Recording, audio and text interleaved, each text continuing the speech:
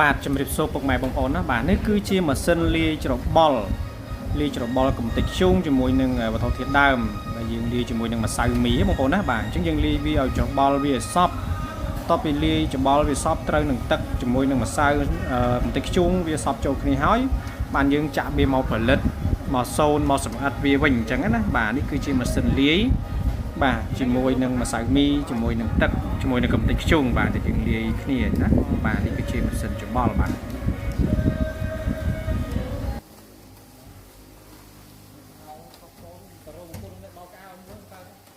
មកលេងរូនជាមួយលេងខ្វែងមកលេងធ្យូងទៅអេមិញនេះចាប់រហណាអេកែមកអេកែមកឲ្យមក